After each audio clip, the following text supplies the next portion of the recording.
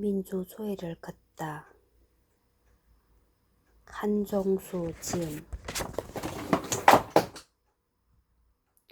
민주역사올레 모임 대표저자 한종수. 서울에서 태어나 고려대학교 종어종문학과를 졸업하고 공기업과 사기업 등에서 근무하였다.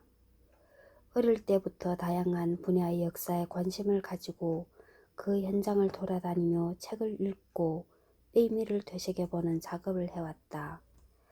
이 책은 그 결과물인 셈이다. 지은 책으로는 첫 작품인 세상을 만든 여행자 2010년, 대표작 강남의 탄생 2016년을 비롯하여 2차 대전의 마이너리그, 서서울에 가면 우리는, 라면의 재발견, 미 해병대 이야기 등이 옮긴 책이로는 영락제, 화해 질서의 완성, 환관 이야기, 제국은 어떻게 망가지는가 등이 있다.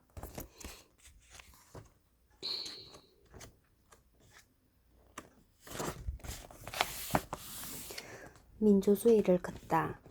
3일부터 60까지 함께 걷는 민주올레길. 한종수 지음. 민주올레란 올레는 원래 제주도 말로 놀멍, 쉬멍, 걸으멍 하면서 자연풍광을 즐기는 걷기 행사이며 자발성, 개방성, 다양성을 특징으로 합니다. 이를 모범 삼아 민주올레는 도심의 민주주의 역사 현장을 함께 걸으면서 여유롭고 자유로운 올레의 기본 정신과 특징을 살리며 진행합니다.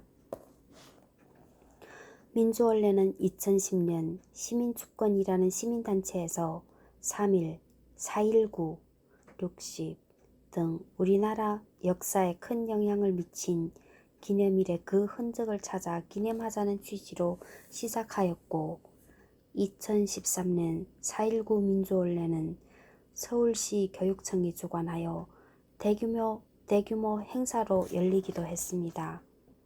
이렇게 3년 정도 활발한 활동을 보였지만 주최 측의 여러 사정으로 인해 중단되었습니다. 그러다가 이 책의 대표 저자 한종수와 올레길 기획자 강욱천을 중심으로 역사민주올레라는 이름으로 2016년부터 다시 활동을 시작하였고 현재 70여 명이 함께하고 있습니다. 지금 또 취지에 공감하는 이는 누구나 환영하며 함께 걸을 수 있습니다. 민주올레 모임은 순수 민간단체이지만 남산, 남영동 코스는 민주화운동기념사업회, 관악민주올레는 관악구청과 함께 진행하였습니다. 이 책은 역사책이기도 하지만 인물이 주인공이 아니라 공간이 주인공인 가이드북에 가깝습니다. 따라서 한 인물이 여러 올레길에 등장하기도 합니다. 예를 들면 박종철 열사는 남산, 남영, 부산, 60, 관악민주올레까지 4번이나 등장합니다. 공간 역시 그런 경우가 적지 않은데 예를 들면 옛 미문화원은 4.19와 60 민주올레에 나오며 서대문 형무소는 3.1과 4.19에 모두 등장합니다. 이 책의 이름 구조는 다소 혼란을 줄 수도 있지만 다양한 각도로 볼 수 있는 장점도 있으니 독자 여러분의 양해를 구합니다. 민주올레 모임에서는 계속적으로 올레길을 개발하여 올레에 참가하는 올레꾼들이 친구나 가족들과 함께 즐거운 마음으로 함께 걸으며 역사적 의미도 되새길 수 있도록 노력할 것이며 향후 2번째 책으로 독자 여러분들과 다시 만날 것을 약속드립니다.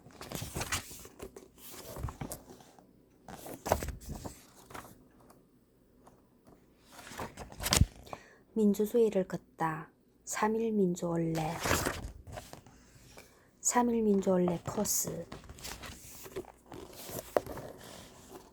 3.1혁명 민주공화국의 초석 3.1혁명은 말 그대로 전국 방방곡곡에서 각계각층이 대중적으로 참여하여 벌인 민족해방운동이다. 1919년 3월 1일 서울의 탑골공원에서 시작된 만세운동은 4월 말까지 전국으로 퍼지며 이어졌다. 서울, 평양 등 주요 도시는 물론이고 시골의 장터들도 주요 무대가 되었다. 노동자는 파업으로, 상인들은 철시로 항거했고 농촌에서는 산에 올라 횃불을 밝히는 횃불 시위를 감행하였는데 여성들도 많이 참여하였다. 한반도만이 아니라 만주와 간도, 일본, 연해주, 미국 등 해외에서도 조국 독립을 위해 만세를 불렀다. 이 과정에서 만세 시위를 다른 지역으로 전달하고 새로운 시위를 조직하는 유관순 열사와 같은 만세꾼들이 큰 역할을 했다. 3.1혁명은 독립운동의 큰 분수령이기도 하지만 또 한편으로는 우리 민주주의 역사의 중요한 기점이기도 하다. 3.1혁명의 열기를 발판 삼아 각지에 흩어져 있던 독립운동 지사들이 상해에 모여 임시정부를 수립하였고 처음으로 국민이 주권을 가진 나라, 즉 민주공화국이 천명되었던 것이다. 최근 혁명으로 격상하고자 하는 움직임도 여기서 기인한다. 3.1을 혁명으로 불러야 하느냐 아니냐의 논쟁은 지금도 치열하지만 최소한 3.1 이후 이제 다시 그 전으로 돌아갈 수는 없었다라는 사실 하나만은 확실하다. 따라서 이 책에서도 기본적으로 혁명이라고 명명했다. 고종 황제의 승하라는 봉건시대의 마지막을 알리는 시점을 빌려 거족적인 독립운동이 일어났고 이를 토대로 민족해방운동의 방향으로서 민주주의 국가 수립운동이 시작된 셈이다. 그래서 재헌 이래 우리 헌법의 전문, 심지어 요신헌법의 전문에도 3.1의 정신을 계승한다는 문구가 한 번도 빠지지 않고 들어갔다. 또한 4.19 혁명에서도 참가자들이 여러 번 3.1혁명의 기억을 되살리는 모습을 보였고 이후 군사독재 정권에 항거하는 민주화운동 세력도 수없이 3.1의 정신을 소환하였다. 그런 점에서 3.1혁명은 여전히 우리에게 살아있는 현재의 역사일 수밖에 없는 것이다. 3.1혁명 전 시대 상황 한일병합조약 경술국치 1910년 8월 21일 이래 우리 민족은 일제히 헌병과 경찰이 모든 행정과 사법을 담당하는 강압적 지배하에 놓여 있었는데 아무리 그때가 제국주의 시대였다고 해도 유례가 없는 통치 방식이었다. 사실 일본은 대한제국을 놓고 러시아와 자웅을 겨룬 러일 전쟁에서 승리했지만 무려 8만 4천 명의 전사자와 14만 3천 명의 부상자를 대가로 치렀는데 이는 청일전쟁 때의 6배가 넘는 사상자였다. 물론 사상자의 대부분은 육군이었다. 이 때문인지 일본은 전쟁의 최대 성과물인 조선을 사실상 일본 육군의 땅이라고 여겼다. 역대 조선 총독은 8명이었는데 그중 3.1혁명 직후 부임한 해군대장 출신 사이토 마코토, 짜이 덩시 3, 5대 2번 역임 사이토 마코토를 제외한 전원이 육군대장 출신이라는 점이 이를 반증한다. 언론, 출판, 집회, 결사의 자유 등과 같은 기본권은 철저히 박탈되었고 민족교육은 억압받았다. 토지 조사 사업으로 침탈된 토지가 일본인들의 소유로 넘어갔고 광대한 토지가 총독부 소유로 편입되면서 농민들이 몰락하여 일제히 소작농으로 전락했다. 그 과정에서 도시로 흘러든 사람들은 빈민 노동자로서 가혹한 노동 조건을 감내해야 했다. 극소수의 묘국노를 제외한 거의 모든 계급과 계층에서 일제에 대한 저항의식이 고조되고 있었다. 이를 바탕으로 해외의 독립군 기지를 건설하기 위한 운동, 국내에서의 비밀결사운동, 교육문화운동이 벌어지면서 독립운동의 역량은 강화되고 있었다. 이런 가운데 1918년 1월 미국의 윌슨 대통령이 제1차 세계대전의 강화 조건으로 민족 자결주의를 주장하고 나섰다.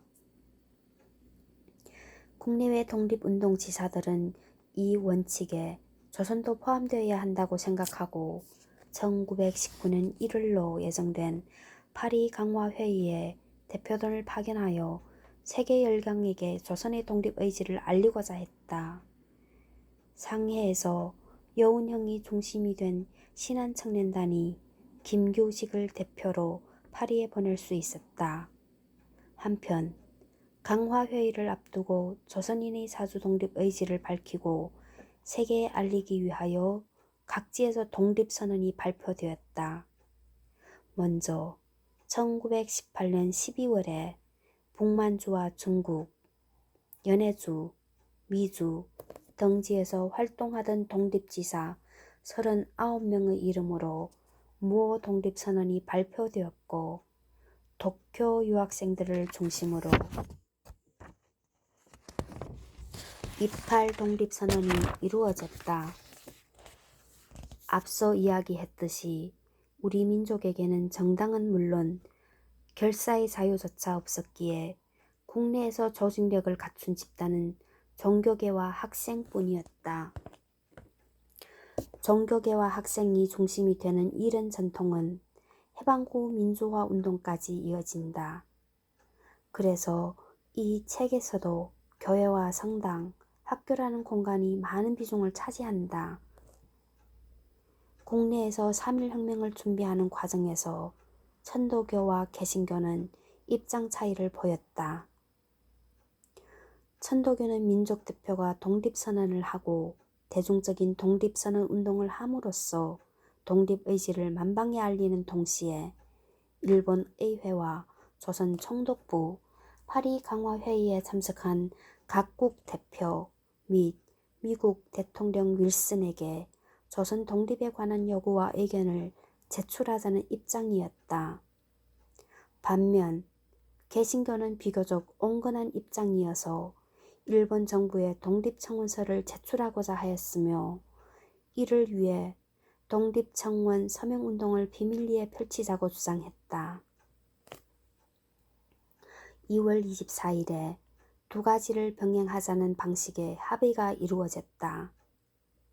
이후 천도교, 개신교, 학생 이 세 갈래의 흐름이 통합되어 거사 준비는 급물살을 타게 되었다.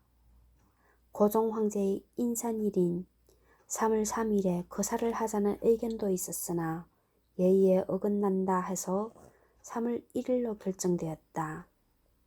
이 과정에서 천도교의 최린, 친일파로 변절, 기독교의 이승훈과 함태영, 불교의 한용운, 학생계의 박희도, 친일파로 변절, 큰 활약을 했다. 서울의 3.1혁명과 민주올레. 서울은 독립만세운동이 처음부터 준비되어 3월 1일 당일에 대규모 시위가 시작된 곳이다. 그래서 서울의 3.1혁명 올레길은 만세 시위가 계획되어 실행되기까지의 과정을 되새겨볼 수 있는 코스로 구성했다. 민족 대표들이 모여 운동을 준비한 곳, 학생 대표들이 만세 시위를 준비한 주요한 장소들, 독립선언서가 인쇄되고 뿌려진 곳, 만세 시위가 벌어진 주요 장소, 당시 민족 지도자들이 투옥된 감옥 등을 둘러볼 수 있다. 북촌 한옥마을 일대, 인사동과 종로의 대로와 뒷골목, 덕수궁 돌담길, 서울역 광장 등이 3.1혁명의 발자취가 남아있는 공간들이다. 또한 3.1혁명과는 직접적인 관계가 없어도 독립운동과 관련이 있는 장소도 포함되었다. 총독부 기관지 매일신보는 3월 1일 오후 2시 30분에 탑골공원에서 행진을 시작한 만세 시위대는 대한문 앞에서 고종의 문상 행렬과 합세하여 대규모 행렬이 되었다고 전한다. 만세 시위대는 여러 갈래로 나뉘었는데 한 대열은 소공로를 따라 남대문과 서울역을 거쳐 총정로 프랑스 영사관에 이르렀고, 다른 대열은 종로를 거쳐 창덕궁 앞으로, 또 다른 대열은 태평로와 세종로를 지나 광화문 앞으로 진출하였다. 또 한 대열은 덕수궁 안으로 들어가 덕수궁 후문을 빠져나와 정동으로 진출했다. 다른 대열은 소공로를 통해 충무로를 거쳐 남산 자락에 있던 조선 총독부로 향하였다. 일제는 광화문과 조선은행, 현 한국은행 앞 로터리에서 강력한 진압에 나서자 시위대들은 외곽으로 빠져나가 마포의 전차 종점과 신촌 연희전문 현 연세대학 앞에서 시위를 벌였고, 밤이 깊어 자정이 넘은 시간에는 다시 종각 앞에 모여 독립만세를 외쳤다. 당시 서울시가지 전역이 만세 소리로 가득했으니 당시 서울 전역이 3.1혁명 유적지라고 해도 과언이 아니다. 하지만 전부 소개하는 것은 지명관계상 어렵고, 중요한 장소만을 선정하여 대규모 만세 시위가 어떻게 가능하게 되었는지 그 준비 과정부터 따라가 보는 방식으로 코스를 만들었다. 3일 원래 코스는 안국역에서 시작하여 서대문 형무소 역사관에서 끝나는데, 역사관 관람까지 합치면 6시간 정도 걸리는 긴 코스로 체력적으로나 시간적으로 부담이 될 수 있다. 따라서 북촌, 종로, 정동, 서대문 세 단계로 나뉘었으니 하나하나 나누어서 여유있게 가보는 방식도 좋을 듯하다.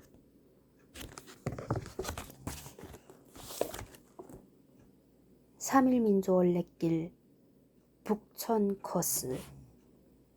여운형 예지. 지하철 3호선 안국역 3번 출구로 나와 정면에 현대건설 본사를 끼고 개동길로 들어서 다시 현대건설 건물이 끝나는 지점에서 우회전을 하여 가파르지 않은 언덕길을 약간 올라가면 안동 송칼국수집이 보이는데, 그곳이 바로 비운의 독립운동가이자 일제강점기 시절 미스터 코리아라는 별명이 붙을 정도로 문물을 다 갖춘 몽양 여운형의 집터이다. 1886년, 1947년. 그는 1918년 11월 상해에서 윌슨 미 대통령의 중국 특사인 클레인을 만나 파리 강화회의에서 약소민족의 독립을 돕겠다는 언지를 받고 신한청년당을 결성하였고, 독립청원서를 장덕수와 함께 작성하였다.